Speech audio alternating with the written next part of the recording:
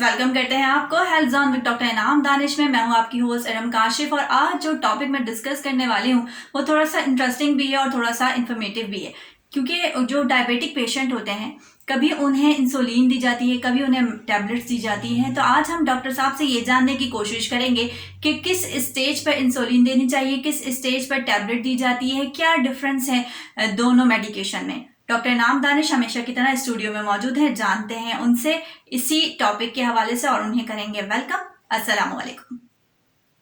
जी वालेकुम सलाम इरम, और नाजरीन को भी अस्सलाम वालेकुम। आज की ये वीडियो डायबिटीज़ के बारे में है और अल्लाह ताला की रहमत से मैं ये दावा कर सकता हूँ कि ये दुनिया की आसान तरीन वीडियो है। ये वीडियो देखने के बाद आप इस नतीजे पे पहुँच जाएंगे, आपके अंदर इतनी सलाहियत पैदा हो जाएगी कि ख़ुद से डिसाइड कर सकें कि डायबिटीज़ क्या है और इसका क्या ट्रीटमेंट होना चाहिए। यानी कि आज मैं आपको इसका पूरा मैकेनिज़्म समझा दूंगा। अच्छा डॉक्टर साहब, मैं ज़रा डीपली जानना चाह रही हूँ कि हमारी जो बॉडी है वो कैसे कंट्रोल करते हैं शुगर लेवल को। नाज़रीन, हमारे जिस्म को काम करने के लिए तवानाई की ज़रूरत है और ये तवानाई हम ग़िज़ा से हासिल करते हैं। ख़ास तौर पर निशास्तदार जो ग़िज़ाएँ होती हैं, जो कार्बोहाइड्रेट कहलाती हैं, उन ग़िज़ाओं से हम हासिल करते हैं। वो अमूमन रोटी, चावल, दाल, सब्ज़ियाँ हैं, फ्रूट है, इसके ज़रिए हम हासिल करते हैं। खाना खाने के बाद ये हमारे जिस्म का हिस्सा बनता है और ब्लड के अंदर शामिल हो जाती हैं, तो ब्लड की शुगर बढ़ जाती है, सही ना। तो ये शुगर हमारी बॉडी के अंदर फ्यूल के तौर पे काम करती है, एनर्जी के तौर पे काम करती है। जो ही ब्लड की शुगर बढ़ती है तो कुछ हार्मोन रिलीज़ होते हैं और वो हार्मोन पैंक्रियाज यानी कि लबलबा को जाके कहते हैं कि भाई आप इंसुलिन रिलीज़ करें। इंसुलिन निकलती है, खारिज होती है और इंसुलिन आने के बाद पूरी बॉडी में अनाउंसमेंट कर देती है कि भाई शुगर है और जिसको लेनी है, जितनी चाहिए वो आप शुगर ले लें। तो इंसुलिन के रिसेप्टर्स होते हैं। इंसुलिन हर सेल के ऊपर जाके कहती है कि भाई आप ये दरवाज़ा खोलें और मैं शुगर को अंदर एंटर कराती हूँ। इंसुलिन की वजह से वो रिसेप्टर खुल जाते हैं और गेट खुल जाते हैं और शुगर बॉडी के अंदर चली जाती है। जब शुगर बॉडी के अंदर चली जाती है तो ब्लड की शुगर कम हो जाती है ऑटोमेटिकली, और यही हम चाहते हैं, क्योंकि ब्लड की शुगर अगर हाई होगी तो वो बॉडी के लिए नुकसानदेह है। और अगर बॉडी के अंदर शुगर नहीं जाएगी तो ज़ाहिर है एनर्जी नहीं बनेगी, हमारा पूरा जिस्म सही तरीके से काम ही नहीं कर सकेगा। तो इंसुलिन का बेसिक काम ये है कि जो शुगर आई है उसको सेल्स के अंदर एंटर कराना, और जो एक्स्ट्रा बच गई शुगर जो हम ज़्यादा खा लेते हैं वो फिर जिगर के अंदर, मसल्स के अंदर जो पट्टे होते हैं, ये चर्बी चिकनाई की जो हमारी जगह हैं वहाँ पे जाके उसको डिपॉजिट करा देते हैं, फ्यूचर के लिए सेव कर लेते हैं कि जिस वक्त हम खाना नहीं खाएंगे उस वक्त तो शुगर कम हो जाएगी फिर। तो ऐसे में ये जो स्टोर शुगर है ये काम आती है और हमारे ब्लड के शुगर के लेवल को मेंटेन रखती है। उसकी सबसे बड़ी रीज़न ये है कि हमारा जो ब्रेन है वो टोटल शुगर यूज़ करता है, यानी कि शुगर के अलावा और किसी चीज़ पे नहीं चल सकता। पूरी बॉडी का ये है कि अगर शुगर नहीं है तो वो चिकनाई को भी इस्तेमाल कर सकते हैं अपने एनर्जी के लिए, लेकिन ब्रेन एक ऐसी चीज़ है जो उसको सिर्फ शुगर चाहिए। तो अल्लाह ताला ने ब्रेन का सिस्टम महफूज रखने के लिए ये स्टोरेज रखा है कि कहीं पे भी नहीं हो तो आप अगर आप शुगर नहीं ले रहे होंगे तो वो जिगर से, मसल से, बाकी जगहों से निकल के आके और शुगर बन के ब्रेन की तरफ जा रही होती है। तो इंसुलिन का बेसिक मैकेनिज़्म यही है कि जो शुगर है उसको बॉडी में इस्तेमाल कराना, और इस्तेमाल कराने के लिए ये बॉडी के जो सेल्स हैं उनको गेट खोलता है। ये आम ज़बान में कहिए कि ये जाके कहते हैं खुल जा सिम सिम, और गेट खुल जाता है, शुगर बॉडी के अंदर चली जाती है और उससे एनर्जी बनती है, ब्लड की शुगर कम हो जाती है। ये एक नॉर्मल मैकेनिज़्म है। जो एक्स्ट्रा शुगर है वो स्टोर हो जाती है। एक और हार्मोन है जिसे ग्लूकागॉन कहते हैं, वो बिल्कुल इंसुलिन के अपोजिट काम करता है।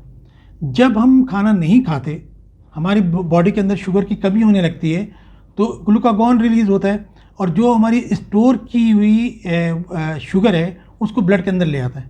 यानी कि उस वक्त, यानी कि जब बारिशें थी आपने डैम भर लिया, जब बारिशें नहीं हैं उसके बाद डैम से पानी निकाल लिया, और आम दिनों के अंदर भी तो सेम इसी तरीके से जब हम खाना नहीं खा रहे होते तब भी बॉडी की शुगर मेंटेन रहती है। तो ये इंसुलिन और ग्लूकागॉन का बेसिकली बैलेंस सिस्टम है जो हमारी शुगर को मेंटेन रखता है। काफ़ी डिटेल में इसका आपने आंसर दिया। डॉक्टर साहब ये बताइए कि ये मर्ज होता कैसे है। अब ये है कि शुगर कैसे होती है। शुगर ऐसे होती है कि कुछ तो जेनेटिकल फैक्टर्स होते हैं कि फैमिली की टेंडेंसी होती है, कुछ फैमिलीज़ के अंदर शुगर चल रही होती है, तो हमारे जो जेनेटिक्स है उसकी वजह से भी कुछ ये सब कुछ होता है। दूसरे अगर हम ओवरवेट हैं, वज़न की ज़्यादती है या इनएक्टिविटी है कि काम नहीं करते, ज़्यादातर बैठ के गुजारा करते हैं और खाते पीते रहते हैं और कुछ ज़्यादा खाते हैं, तो ये सारे फैक्टर मिलके क्या करते हैं कि इंसुलिन की सेंसिटिविटी को कम कर देते हैं। यानी कि इंसुलिन तो अब ब्लड में मौजूद है, वो जाके सेल्स के दरवाजे पे कहती है खुल जा सिम सिम, मगर अब दरवाज़ा नहीं खुलता, वो रिसेप्टर ख़राब हो गया।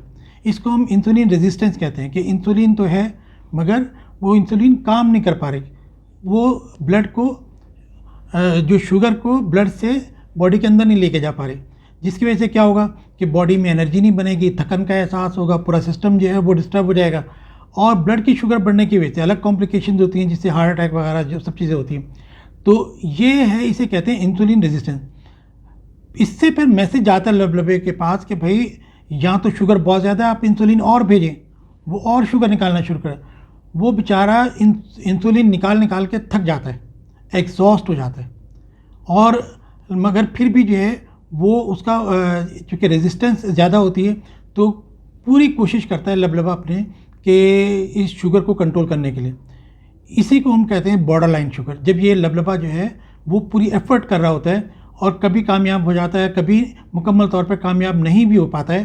कि आप ये देखें कि आप एक पाव गुलाब जामुन खाएं तो शुगर नहीं बढ़ेगी। इसका मतलब ये है कि लबलबे की इतनी कैपेसिटी होती है कि वो उस एक पाव शुगर को भी हज़म करने के लिए इतनी इंसुलिन निकाल सकता है। मगर जब वो एग्जॉस्ट हो जाता है, आप एक छोटे से भी वो खाएंगे पीस तो भी शुगर बढ़ जाएगी कि इंसुलिन की रिज़र्व, इंसुलिन की जो पेंक्रियाज का जो रिज़र्व है या पेंक्रियाज की जो कैपेसिटी है वो कम हो जाती है। इसको हम चेक करने के लिए देख सकते हैं कि फास्टिंग इंसुलिन लेवल चेक करा लें कि ज़ाहिर है हम फास्टिंग जब होते हैं, जब कुछ खाते नहीं हैं तो इंसुलिन को तो बहुत कम होना चाहिए, लेकिन अगर फास्टिंग कंडीशन में इंसुलिन ज़्यादा है तो ये शो करती है कि इंसुलिन रेजिस्टेंस बॉडी के अंदर हो रही है और आप डायबिटिक हो सकते हैं या होने के लिए जा रहे हैं।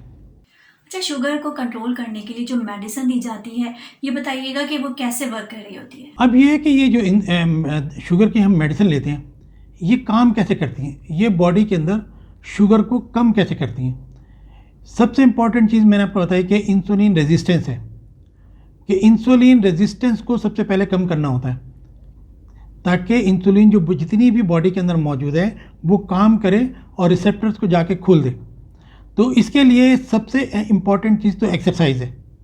एक्सरसाइज के दौरान इंसुलिन की ज़रूरत नहीं होती है, एक्सरसाइज खुद ही जो है जो रिसेप्टर्स हैं खोल देती है। एक्सरसाइज से दरवाजे खुद ब खुद खुल जाते हैं, शुगर खुद ब खुद अंदर चली जाती है, आपको इंसुलिन की भी ज़रूरत नहीं होती। तो एक्सरसाइज का इतना बड़ा रोल है। तो अगर ये कहा जाए कि डायबिटीज़ का कोई एक ट्रीटमेंट बताएं तो वो एक्सरसाइज करेंगे, शुगर ऑटोमेटिकली बॉडी के अंदर चली जाएगी, ब्लड की शुगर कम हो जाएगी और पूरा जिस्म जैसे तरीके से काम करना शुरू कर देगा। दूसरी चीज़ जो है वो डाइट है। तो इंसुलिन रेजिस्टेंस को कम करने के लिए सबसे पहले एक्सरसाइज करें, डाइट का कंट्रोल करें कि कार्बोहाइड्रेट, वो चीज़ें जिनमें कार्बोहाइड्रेट ज़्यादा है, रोटी चावल वगैरह, ये मीठा है, इसको कम करें, कार्बोहाइड्रेट को कम करें ताकि ब्लड शुगर जो है वो कम हो सके। इसके अलावा फिर मेडिसिन आती हैं, कुछ दवाएं ऐसी हैं जो इंसुलिन रेजिस्टेंस के ऊपर काम करती हैं, जिनमें सबसे अच्छी दवा और सबसे सस्ती दवा वो मेटफॉर्मिन है, ग्लूकोफेज के नाम से जो आती है, और दूसरी ज़ोलेट के नाम से भी आती है। ये दो दवाएं ऐसी हैं जो इंसुलिन रेजिस्टेंस को कम करती हैं। तो ये इकोनॉमिकल भी हैं और बहुत अच्छी मेडिसिन है। हम आम तौर पे यहीं से शुरू करते हैं कि पेशेंट की तो कहते हैं एक्सरसाइज करें, डाइट कंट्रोल करें और साथ में ग्लूकोफेज लें।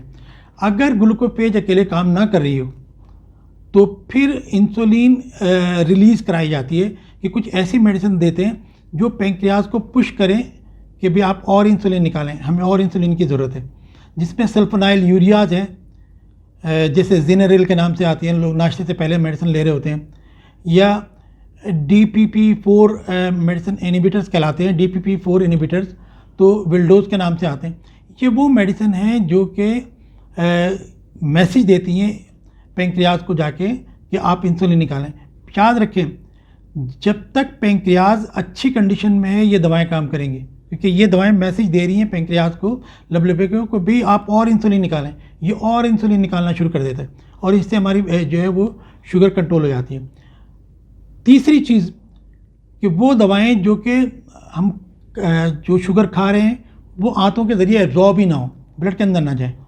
तो एक कार्बोज एक जैसे है वो हम खाना खाने के साथ ही लेते हैं, एक जो ही खाना शुरू करते हैं टैबलेट भी साथ में ले लेते हैं, और वो जो ग्लूकोज होता है उसको ब्लड के अंदर जाने ही नहीं देती है। एक और जो मेडिसिन है जो लेटेस्ट इसके अंदर है, SGLT2 इनहिबिटर इनको कहते हैं, एम्पा के नाम से आती है। ये वो मेडिसिन है जो यूरिन के ज़रिए एक्स्ट्रा शुगर को निकाल देती है। यानी कि आपको तो बॉडी की शुगर कम करनी है ना, एक तरीका ये है कि आप उसको हज़म ही ना होने दें, एक तरीका ये है कि आप उसको पेशाब के ज़रिए निकाल दें, एक तरीका ये है कि आप पेंक्रियाज से कहें कि इंसुलिन ज़्यादा निकाल दें, और सबसे अच्छा तरीका ये है कि आप इंसुलिन की रेजिस्टेंस को कम करें, कि सेल्स के ऊपर हमारे जो रिसेप्टर्स हैं, जो गेट हैं, वो खुलें, तो उसको हम बेहतर। तो ये तकरीबन 4 मैकेनिज़्म हैं जो कि ये टैबलेट के जो इंसुलिन की मेडिसिन काम कर रही होती हैं। इसके अलावा कुछ मेडिसिन ऐसी आती हैं जो ग्लूकागॉन जो है उसके फंक्शन को कम करती हैं। तो जैसे मैंने आपसे कहा, इंसुलिन शुगर को कम करती है, ग्लूकागॉन जो है वो शुगर को बढ़ाती है। तो कुछ मेडिसिन ऐसी भी आती हैं जो ग्लूकागॉन को फंक्शन को कम करती हैं। तो ये भी जैसे मैंने आपको बताया कि ये विल्डोज वगैरह, ये इनका यही काम है कि ये ग्लूकागॉन की रिलीज़ को कम करती हैं। अच्छा डॉक्टर साहब, शुरू में हमने बात की कि एक टैबलेट भी दी जाती है, इंसुलिन भी दी जाती है, तो यहाँ मैं ये जानना चाहूँगी कि किस स्टेज पर इंसुलिन की ज़रूरत पड़ती है डायबिटिक पेशेंट को? अब आ जाते हैं इंसुलिन के ऊपर। देखिए, आम तौर पे 10 से 15 साल तक जो है ये लबलबा जो पेंक्रियाज लड़ता है और स्ट्रगल करता है कि किसी तरीके से आप अपनी जो इंसुलिन रेजिस्टेंस है इसको बेहतर कर लें। तो ये 10-15 साल तक एक्स्ट्रा इंसुलिन निकालता रहता है। वो हम जो टैबलेट दे रहे हैं उसकी शक्ल में, तो लबलबा काम करता है। बिलाखिर ये थक जाता है और 10 से 15 साल के बाद समझें कि लबलबे की जो फैक्ट्री है इंसुलिन निकालने की, उसमें ताला लग जाता है, वो ब्लॉक हो जाती है कि वो काम ही नहीं करता है। जब इंसुलिन निकल ही नहीं पाएगी, लबलबा काम ही नहीं करेगा, तो फिर आपको एक्स्ट्रा इंसुलिन लेनी पड़ती है, जो हम बाहर से इंसुलिन के इंजेक्शन की शक्ल में देते हैं, कि बनी बनाई इंसुलिन ये फिर हमें देनी पड़ती है। अमूमन यही होता है कि शुरू में टैबलेट एक्सरसाइज और टैबलेट पर रखते हैं, और अगर किसी की शुगर कंट्रोल ना हो और आप टैबलेट दे रहे हैं फिर भी पेंक्रियाज इंसुलिन को रिलीज़ नहीं कर पा रहा है, तो फिर बाहर से हम इंसुलिन दे देते हैं। लेकिन एक चीज़ और भी देखने में आती है कि हमें एक्चुअली अपनी शुगर लेवल को कंट्रोल रखना है, कि HbA1c 3 मंथ की जो एवरेज शुगर है उसको 6.5 से 7 के दरमियान में रखना है। अब अगर एक पेशेंट आता है, हमने उसे कहा कि आप एक्सरसाइज करें, डाइट कंट्रोल करें और साथ में ये 2 मेडिसिन ले लें, जैसे फॉर एग्जांपल एक इंसुलिन सेंसिटिविटी को कम बढ़ा रही है, इंसुलिन रेजिस्टेंस को कम कर रही है, और दूसरी जो है वो यूरिन के ज़रिए शुगर को निकाल रही है, कोई भी हम जो 2 मेडिसिन पेशेंट के लिए सूटेबल समझते हैं वो उसको दे देते हैं, और 3 महीने का टाइम दे देते हैं कि देखें अगर इन 3 महीने में आपकी शुगर कंट्रोल हो गई तो हम आपको मेडिसिन पे ही रखेंगे। 3 महीने के बाद पेशेंट आता है और फिर भी उसकी शुगर ज़्यादा है, तो फिर हम उसको इंसुलिन ऐड कर देते हैं। इसका मतलब ये है कि उसका लबलबा अभी जब हमारे पास आया है, अभी से उसका पेंक्रियाज सही तरह काम नहीं कर रहा है, और हम जो उसको टैबलेट दे रहे थे कि इंसुलिन निकल जाए, वो निकाल नहीं पा रहा है, तो आपको एक्स्ट्रा इंसुलिन देनी पड़ती है। ये आम तौर पे लॉन्ग एक्टिंग इंसुलिन होती है, जो दिन में 1 मरतबा देनी होती है, कि आप साथ में टैबलेट भी दे रहे होते हैं और इंसुलिन भी शुरू कर देते हैं, जो कि लॉन्ग एक्टिंग है। कुछ अमूमन रात में दे देते हैं, कभी ऐसा होता है दिन में भी दे देते हैं, और अगर एक इंजेक्शन से काम ना चल रहा हो तो 2 इंजेक्शन भी दे देते हैं। तो अमूमन यहाँ से स्टार्ट करते हैं इंसुलिन को।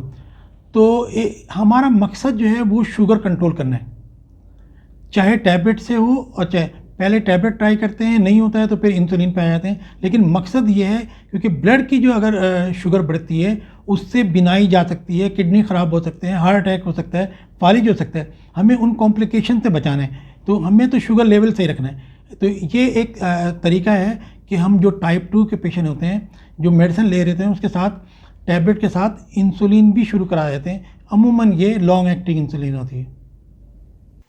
अच्छा ये बताइए कि एक इमरजेंसी हो गई कोई, मतलब शुगर लेवल काफ़ी हाई हो गया, तो इंसुलिन दी जा सकती है, या कोई और बीमारी होती है तो एक बार इंसुलिन दी जाने के बाद क्या उसको बंद किया जा सकता है?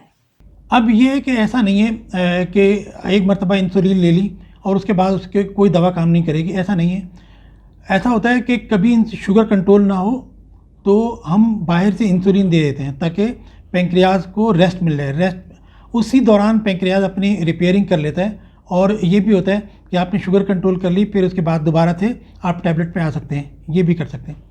कभी कभी ऐसा होता है कि इमरजेंसी होती है कि जैसे सर्जरी है, सर्जरी करना है, या चोट लग गई है, ट्रॉमा हो गया है, कोई इन्फेक्शन है जैसे नमूनिया हो गया है, या स्टेरॉयड ले रहे हैं कि किसी वजह से, जैसे आजकल कोविड है, कोविड में आप स्टेरॉयड लेते हैं, डेल्टा कॉर्टिल लेते हैं या बीटा मेथासोन लेते हैं, तो उस जितने भी स्टेरॉयड हैं इनसे शुगर लेवल बढ़ जाता है।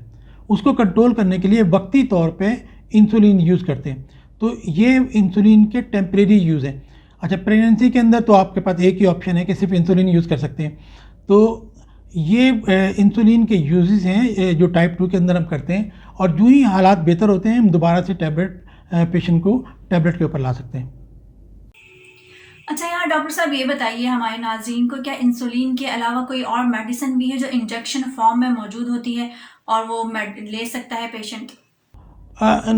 इंसुलिन तो अपनी जगह पे है, लेकिन कुछ इंजेक्शन और भी आते हैं जो कि इंसुलिन नहीं होते, मगर वो इंजेक्शन की शक्ल में ही आते हैं। और जैसे GLP एगोनिस्ट कहलाती हैं कुछ मेडिसिन, वो क्या करती हैं कि जब पेशेंट खाना खाता है तो कुछ हार्मोन रिलीज़ होते हैं जो कि जाके पेंक्रियाज से कहते हैं कि आप इंसुलिन रिलीज़ कराएं। ये वो हार्मोन्स हैं जो कि पेंक्रियाज को मैसेज दे रहे होते हैं।